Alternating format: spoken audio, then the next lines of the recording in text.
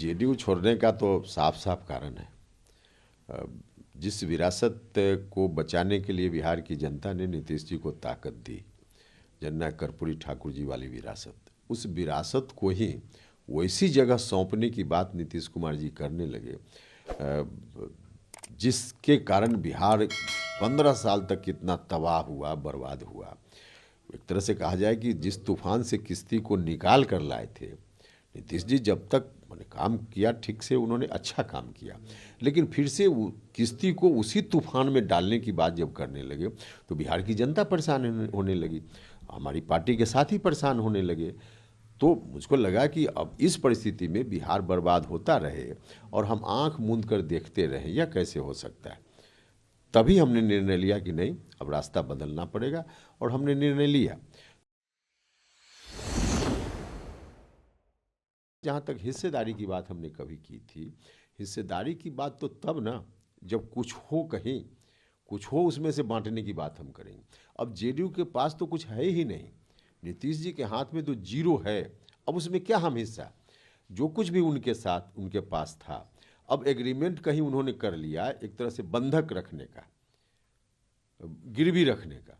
तो बंधक से पहले जमीन, जो भी उनकी राजनीतिक जायदाद है, बंधक है, तो कहाँ हमको हिस्सा मिलेगा।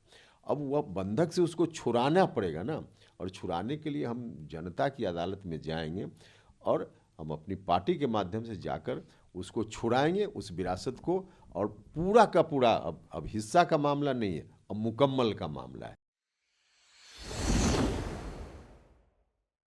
अगल बगल वाले लोग हैं जिस तरह की सलाह दे रहे हैं, फीड कर रहे हैं, उस तरह से नीतीश जी एक्ट कर रहे हैं।